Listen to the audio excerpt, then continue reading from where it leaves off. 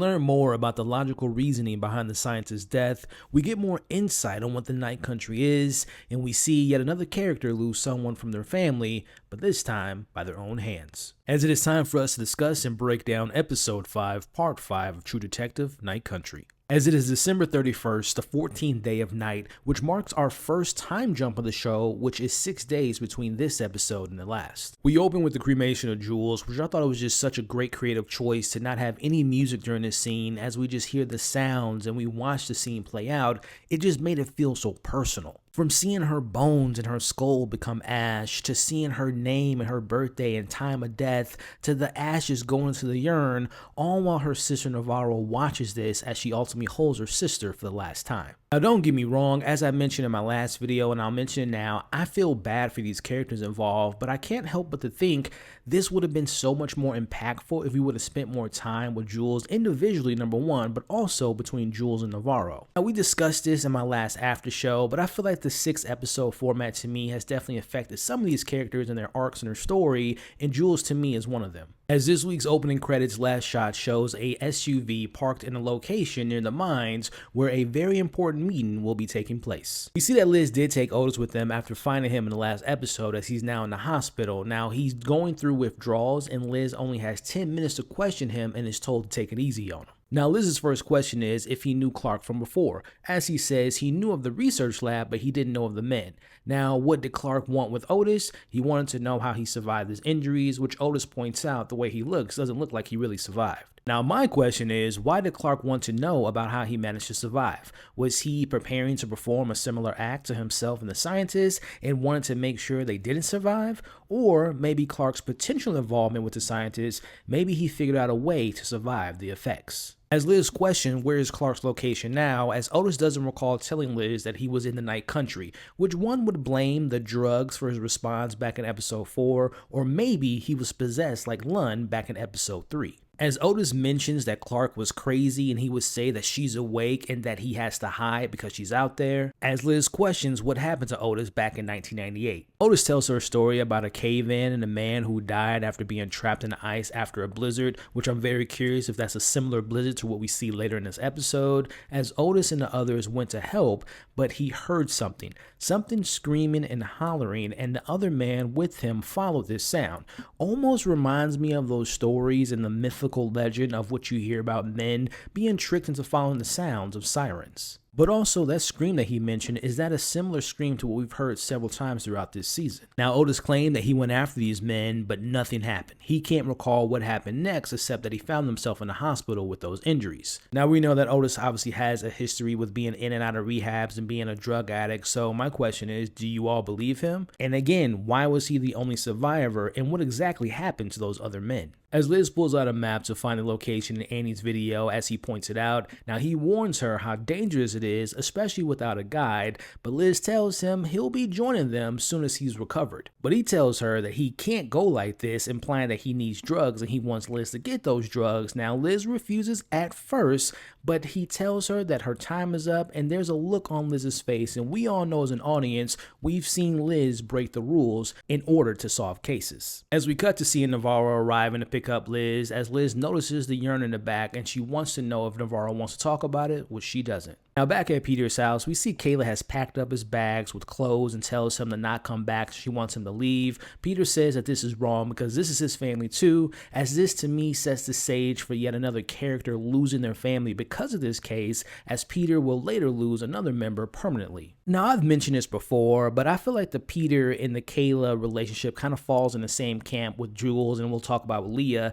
The supporting characters feel kind of underdeveloped, and this is a perfect example of this. Like every time we've seen scenes between Kayla and Peter, it feels like we're jumping right into the middle of the conversation. To me, it just feels rushed seeing them having this conflict in the middle of their relationship, because logically speaking, there is a crime that needs to be solved. There were people murdered or potentially murdered, and I just don't understand this pushback from Kayla, because it seems like the show just presented it as Peter's just staying overnight for this particular case. This isn't a recurring thing. So again, just let me know if you all are feeling the same, that the scenes between Kayla and Peter just feel a little underdeveloped, and it doesn't feel as organic as the other stories. Now back with Liz and Navarro, they're heading over to the cave, which happens to be on the property of the Silver Lion Mines, as Navarro asks about Leah, and she tells her that Leah is becoming one of those crazy radicals. But just when Navarro is going to correct her, we hear Liz does acknowledge how much they've been affected by everything going on with the mines. Which, speaking of Leah, we actually cut over to her and her girlfriend as they put face paint on in preparation of a rally. Now back with Liz and Navarro, they arrive to the location, and as they arrive, they see that the entrance is blocked off. As Navarro points out, a course is blocked off, implying that the mines had something to do with this.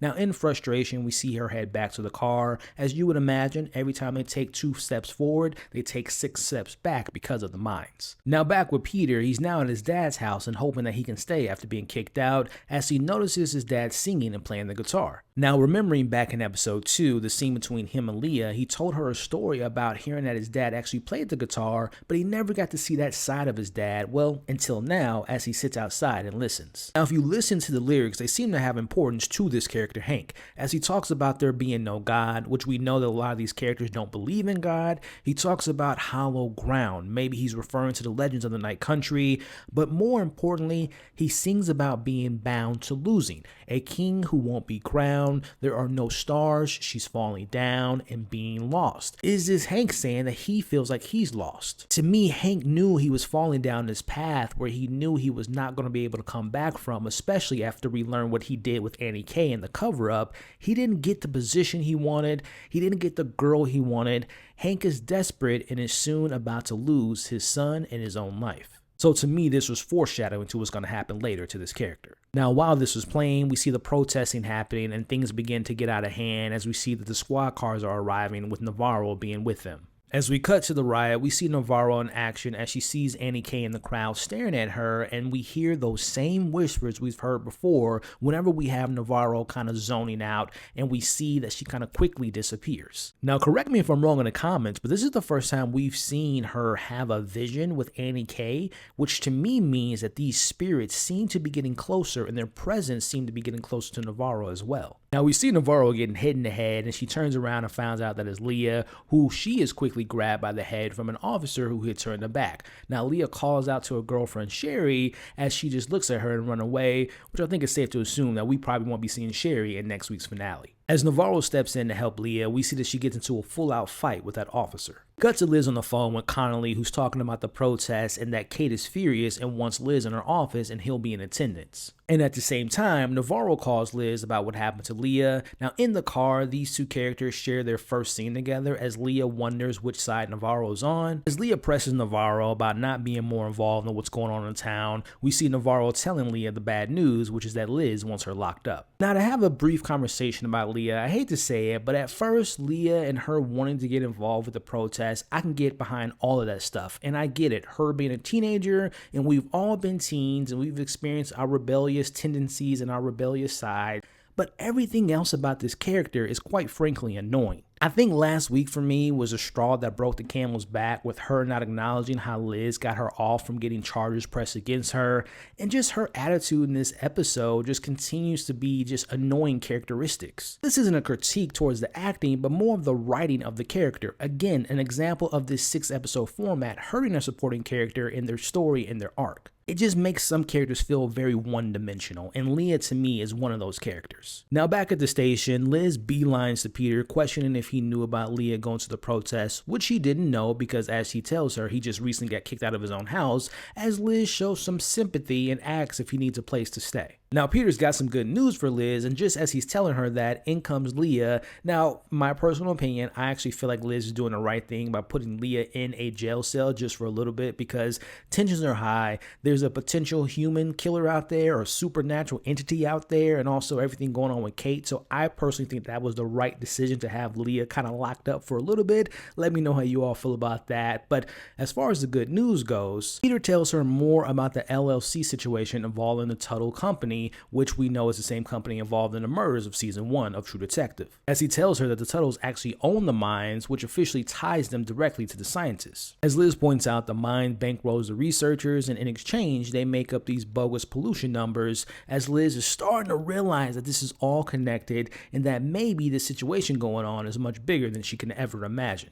Now, for me, knowing what the Tuttle family was capable of in season 1 of True Detective and their connections to that spiral, it's important to make the point that the minds want to fund the research that involved the stopping of decay of the body or the organs of life, which adds more fuel to the fire that the Tuttle family and the powers that be are in the search of immortality or a way to escape death. Now, again, bringing it back to season 1 of True Detective and knowing that the Tuttle family and their connections to the spiral was, their belief was that their victims are actually sacrifices to get them closer to the cosmic being known as the Yellow King. Now, fast forward 15 years later, maybe they had the scientists experimenting on the discovery of immortality and finding a way to get to the Yellow King, but then they failed because it may only work for certain people. Again, connecting this to Setna, who I previously mentioned in my last video, the goddess of the sea, as she resides as the ruler of the underworld, aka the Night Country. So I'm wondering, did the Tuttle family and the scientists, did they find the Night Country? But things just went terribly wrong.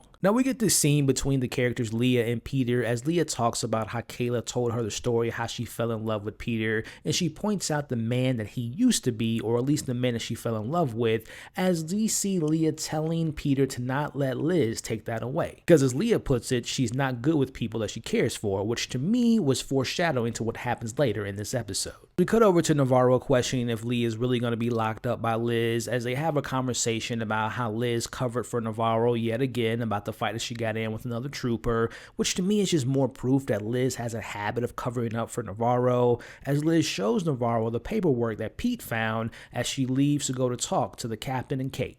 Now at this meeting, Liz's first thing is she wants to address that the protest had nothing to do with her department as she goes right into what she found, but Kate cuts her off and has Connolly step in to show her something. Now, before we further break down this scene, is it just me or is the Silver Sky logo shaped like a star almost similar to the one found on Annie K's body? Kate shows Liz footage of her and Navarro on Silver Sky property as Kate questions what led her to this location. Now, Liz kind of skates around all the details and tells Kate that it has to do with the case and Clark, but Kate wants to know how she knew about this location as we see her bringing up the engineer. Now, to me, I thought this was a mistake on Liz's part to actually say that it was Otis, but you can tell once she said Otis, there was a look in Kate's face like we thought that we got rid of him, which is something we discussed in the after show, that I believe that Kate and the Tuttles and the mine company knew that Otis was onto something, but they discredited him from being this very probably smart individual that can mine the maps of the caves, but after he discovered something, again, they discredited him and made him become a drug addict. Now, Kate tells Liz the news that this isn't a murder case because the results came in and they died because of slab avalanche, as it's believed that they wanted to see the sun fall before the long night and they got caught in this avalanche and their injuries were caused because of this accident, as we go back to square one and it's said and it's believed that they froze to death. Now, I think we can collectively agree that no matter if your team's supernatural or if your team's scientifically based in reality, this smells like BS cover-up by the Silver Sky, aka the Tuttles. I had to bring this up, and some of you all have actually mentioned this back in my episode 1 breakdown, but this is just the icing on the cake, as the reasoning is exactly the one used in the Diet Love Pass incident. Now, I'm not going to go into all the details as you all can look it up, but back in 1959, what happened to the scientists in the show was very similar to what happened to the hikers back in that time. Now, even though this case happened in 1959, there were so many different theories of what happened to these Russian hikers, as the case was reopened in 2019, and they said that the possible explanation was a slab avalanche, as the possibility of a crime happening was discounted, which is the same thing we're seeing in this exact scene. As Liz points out the connection she found and it being a conflict of interest, and we get to see just how well Kate's trained to handle situations like this, as she kindly takes the documents and says that she'll look into this. Now, Liz doesn't hold back in throwing Kate's husband's sexual abilities under the bus as she leaves the room, leaving Liz alone with her captain. Now, Liz tells him that the location of the Silver Sky mine is where Annie K was killed, which links the two cases, as he responds by mentioning what happened 3 years back between Navarro and Liz in the Wheeler case, as he tells her there was no murder-suicide. Now, we find out how he knew about this information a little bit later, as we see Liz questions what happened to him, simply implying that he used to do more and be more concerned with these unsolved cases, as Liz says a woman was murdered. Now, Connolly acknowledging the Wheeler case and saying without saying, "Walk away, Liz, and I'll keep your secret, but you must keep this case closed." To me, this shows that Connolly's kind of playing both sides, as we learn that he was indeed working with Kate later in this episode, but he clearly cares for Liz, as he ultimately tells her that this case is closed and to head back home, as it is time for us to find out the importance of the last shot of the opening credits. As we see this secret meeting between Kate and Hank, she immediately asks him how Peter is, and this is the second time we've seen her do this, which, on a side note, her asking him that every time makes me kind of think that she's the actual mother of Peter, but also I think in her mind this is kind of like making small talk and trying to make them appear to be more human and not pretending to be actual murderers, as she tells him that Liz just won't let this case go and looking more into the Annie K murder, and she says she can't find that cave. Now, Hank tells her he doesn't know what he can do about that, as she suggests letting Otis take her to the caves, as Hank says that Connolly should maybe get involved, but she lets him know that he's just a political animal, implying what I mentioned in my last video, which is that Connolly's involved, but he doesn't know all the workings within what's going on with Kate and Tuttle, as she calls him weak and that she knows that he's sleeping with Liz. As Hank points out that she's broken promises in the past because he was supposed to become the chief of police and that he did something for them. Now, Kate tells them that they, and I want to put an emphasis on they, meaning more than Kate being involved in this paying him well, but he says that the money is gone, implying that he spent it all on his online bride. Kate goes on about having no clue that Liz would end up in Ennis, but this time is different, as it seems that she might have a little bit more control than before. Now, Hank says that he's not a killer, which we'll talk about him not being a killer later. She makes him repeat that she didn't ask him to kill anyone. Her plan for now is for him to handle this without getting her into the details, more or less saying by any means necessary. As she says, if he does this for them, he will get the position that he wanted, and she's counting on him, which to me goes back to the song earlier, being bound to losing. A lot of things were revealed in this scene, as we'll talk about here. Kate is in on all of this, and she did have Annie K killed, but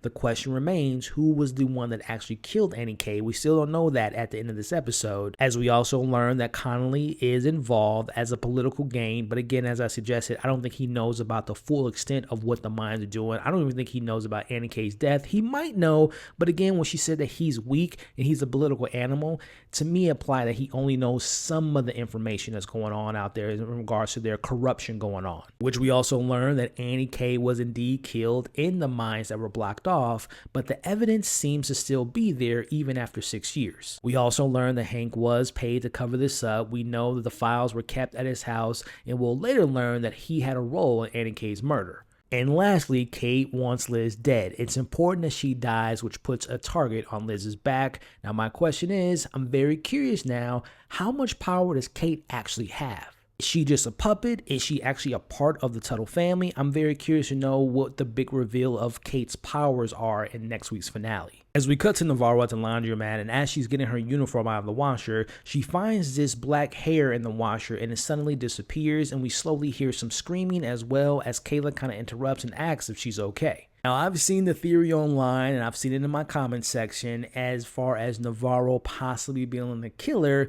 and we'll be discussing that later in this video, but we also have a larger discussion planned for my after show. As we see, Kevin has been looking for Navarro and gives her back the stone with the marking found in Oliver's place, and he brings Kenny with him as Kenny knows exactly what this spiral means. As Kenny tells Navarro that his grandfather told him to walk away whenever he saw this spiral, as people would leave this as a warning for places where the ice would swallow them whole. And just to add cherry on top of this scene, in comes suspicious Blair. I've said it before and I'm going to say it again. I believe Blair has something to do with whatever supernatural forces are involved in this show. As there are underground ice caves, his grandmother was so mad at the kids when they would play with these ice caves because she would say the night country would take them. So now we can put 2 and 2 together that the night countries are where the hidden caves are underneath the land, which to me sounds like a local legend similar to the one back in episode 1, which I mentioned has ties to Cinda. But I want to talk about Blair briefly, and Blair magically appearing in the background I don't think that's a coincidence. To me right now, there seems to be some type of connection with Blair and maybe wanting revenge of what happened to Annie K by maybe summoning this goddess with witchcraft, and something went terribly wrong. But going back to what the Night Country is, and maybe people consider it a place where the dead live, or as some might call it, the underworld. Which, not to beat a dead horse, but again, the potential of Cinda connection. She's the ruler of the underworld, as it is known that the spirits of the departed have resided in the underworld, and it's an extension of itself located underneath the land and the sea.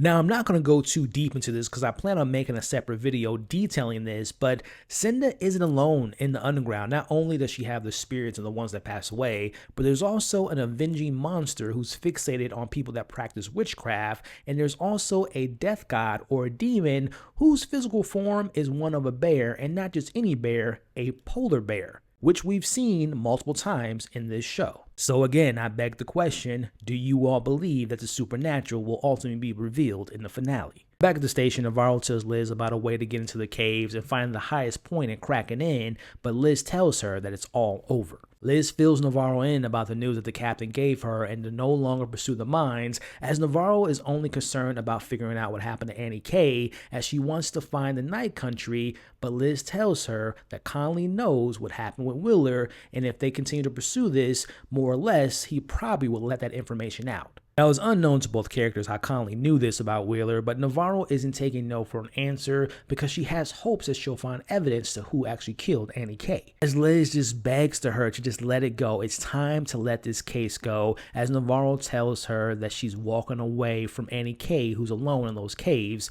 This is justice unserved, and she tells her that Annie K is now on her.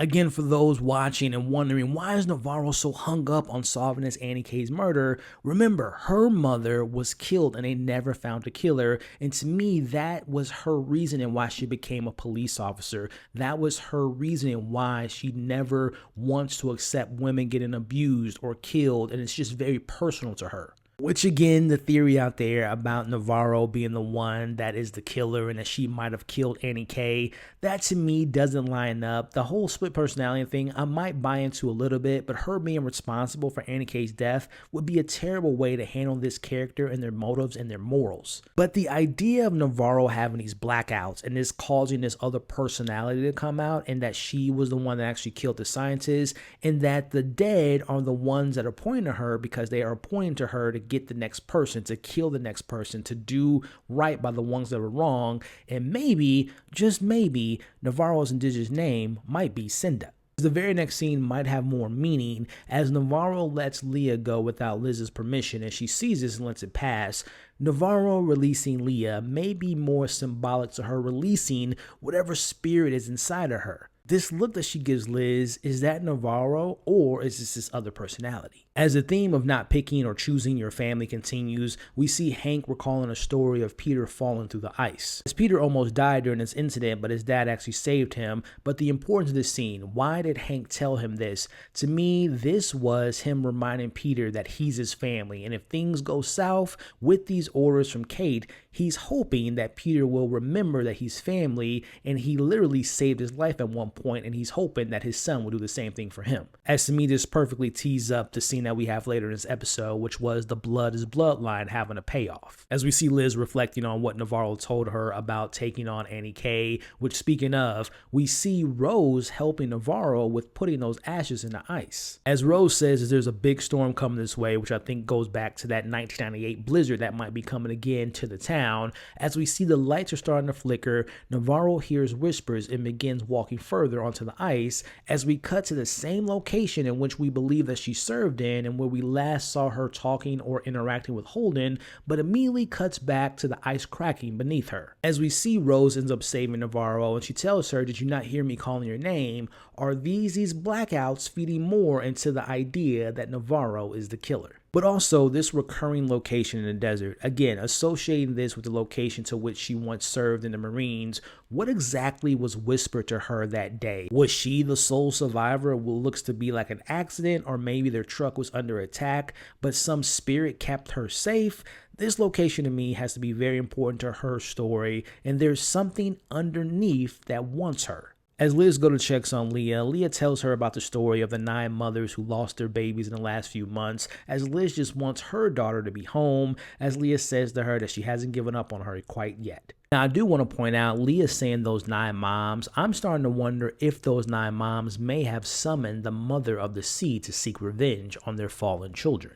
As we see, Hank is following Liz, who's going to pay a visit to the dead, and she finds out that these are the people that aren't able to be buried quite yet because of the weather. Now, this includes the babies that unfortunately died because of the mines. This to me was a great motivational scene for a character, as I think that she used this to continue the case, as I would imagine she's thinking about those moms who lost their children, and she's also connecting to them because she lost her child in Holden. As she's willing to do anything to solve this case, we see Liz go into the evidence room where she gets the drugs for Otis, as we see Hank still following her. She says to him if he talked to Conley, but she gets no response, but she sees Peter and takes him into her office immediately. Liz questions if Pete talked to Connolly about Wheeler and comes to the conclusion that his dad hacked into his computer to put the pieces together. As Liz forces Peter to ask the right questions, repeatedly telling him that he's not asking the right ones until he says, "Did you know that Wheeler was left-handed?" As he goes into details and tells Liz that he figured out that the files with the Wheeler case were tampered with and that the rest of them went missing, and the real question is, did Liz and Navarro shoot Wheeler and cover it up? This was just such a fantastic scene between these two characters, as we see Liz telling him how smart he is, but he needs to learn to stop asking questions. She gives him a place to stay, which is in the back of her house in this extra room in the shack, as Liz has a lot of faith in him that he won't tell anyone or what her and Navarro did involving the Wheeler case. Hank tries to have a talk with his son, but Peter is clearly upset with him after learning that his dad hacked into his computer, but I also have a suspicion that Peter might be also figuring out that Hank might have been involved in the Annie K murder. As we cut to seeing Liz getting Otis, she tells him that she's got the drugs in order for him to help, calls Navarro, who's at Kavak's house at this point, but we see this scene here and Kavak kisses her and tells her to come back. That last come back might be more important than we know. What if Kavak is aware of the idea of her having this other persona? And what if he is serving as that polar bear demon spirit and they both are involved in the killing of the scientist? Or him saying come back because he knows what happens when she has these blackouts because he's probably witnessed it before and he wants her to come back and not her other side. As we see, Otis ultimately does show Liz the high point in exchange for the drugs, which we see him go in the bathroom to get high. Now, as Navarro heads their way, she sees this random kid in the street that points at her, but it's the exact same point that's been given to her as when she was little with her mom, where we saw Lund point at her, we saw the Wheeler girl point at her. This is so important, but the question is, will Navarro listen to this direction, or has she been following where they're pointing? At Liz's house, we see Hank arrives, and Hank makes up some story about having to take Otis in. Now, Liz tries to call Connolly to check in on the story, but at the same time tries to grab her weapon, where we see Hank actually grabs it. Now, Liz is trying to de-escalate the situation, but Otis comes in to see what the commotion's going on, as we see Hank points the gun at him and says that he's taking him in, as Hank says that he's going to handle this very similar to what they did with the Wheeler case. As Hank is just ultimately jealous and upset about her taking his kid away, as we see Otis starts to walk away, and this is where Hank, who I mind you said that he's not a killer, we see he shoots Otis twice and ultimately kills him. Which makes me wonder what he's about to say next was all a lie. Did Hank actually kill Annie K? Now, Peter enters the room and draws his gun on his own dad, as Hank needs his son to help him just like he did when he was younger. Connecting it to earlier, blood is blood, family is family, as Liz tells Peter to make the right call, to just think. As Peter ultimately listens to Liz and chooses his own family, he points his gun at his own dad, ultimately picks Liz's side. Now, Hank realizes that he's lost his son, and he tells the truth about Annie K. Now, he tells him that he didn't kill her, but he did move the body. As he says, blood is blood, as Hank is about to shoot Liz, but Peter intervenes and ultimately kills his own dad. Now, we see Liz is holding Peter, which goes back to that conversation we had about it being more of a mother-son relationship and just kind of being the replacement that Peter wanted as a mom.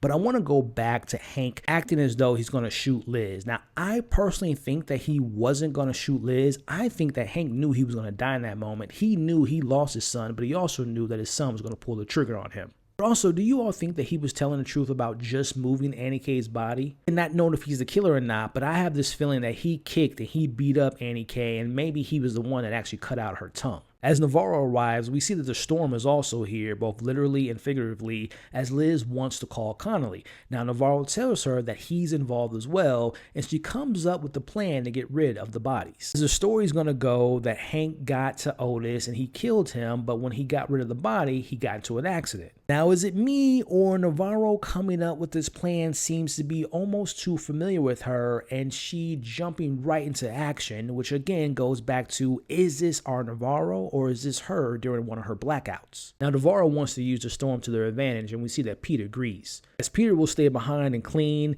the plan is for him to take this to Rose and have her take him to Julia, aka the Ice, as Peter tells Liz to go because this is essentially his literal mess to clean up. But is it me or just like Navarro, Peter's behavior seems off, especially when Navarro says to him, you know what to do. Obviously, he's a police officer. He probably knows how to cover his tracks, or have Navarro and Peter done this before? As Peter is left to take care of this mess, as we see Navarro and Liz head into the storm to finally put this case to rest. So again, I'll be making a separate video before the finale to go over my final predictions and theories, so keep an eye out for that. But as we get closer to the end of the story, what exactly will Liz and Navarro find? Is it safe to assume that they're going to come across Clark and they'll also learn if that stab avalanche actually happened, or if it's a supernatural explanation of what happened to the scientists? And of course, if Clark knows anything about Annie K's murder, if he was involved or if he knows who was involved. We also still haven't found Oliver since he left. Is he with Clark? Will we see them together? We also don't know what happened to Jake and Holden. What about that location in Navarro's head? There are so many questions that remain. As we keep the tradition alive of me naming these episodes, I think it's pretty fit to have this episode be called The Storm. So make sure to leave your title of this episode in the comments below. Overall, the theme of family and these characters not choosing their family, blood is blood, as we've seen Liz and Peter and Navarro all having a common thing in place, which is losing someone close to them. Now again, my main criticism with this episode and just the series as a whole so far is that the supporting characters feel underdeveloped, whether that's Kayla or Leah and the relationship between her and her girlfriend, also the relationship that we see between Peter and his dad. I just wish there was more time to spend with these characters. And even going back to the Peter and Hank relationship, the plot involving his fiance being catfish, as of right now, seems to be pointless. Now, I don't know what's going to be revealed if we get any more information in the finale, but if there is no resolution to if he was ultimately catfish, those scenes could have been substituted with having more scenes between the father and son and making when he kills his dad more impactful. To wrap up with my highlights of this episode, my favorite scene is the standoff at Liz's house. There was just so much great tension in that scene. The creepy or scared moment of the week, this definitely dialed it back as far as the supernatural jump scares compared to the last few weeks, especially last episode. So by default, I guess the hair in the washer scene was the most creepiest scene in the episode. And as far as my favorite character goes, I really thought that Peter had his best episode of the series so far, but I also want to shine a light on Hank in this episode. Again, those lyrics to this song was just proof that he was just bound to lose, and that ultimately he cut a deal with the devil, but he ended up dying at the hands of his son, the same son that he saved when he was little. So wrapping this thing up, if you all are still here watching at this point, again, thank you so much for the continued support. Do me a favor and put in the comments right now, #BloodIsBlood. Again, I plan on making a couple more videos with theories, a trailer breakdown for episode 6, so make sure to join me same time, same place next week as we break down the finale. But even before then, you all can join me right now, Friday night, for a live after show, as I'll be taking your live questions and sharing more of my thoughts and theories as we move forward to this finale. So again, make sure to leave all your thoughts, your theories, your deeper meanings in the comments below. You all are awesome. Stay safe, and I'll catch you all on the next video.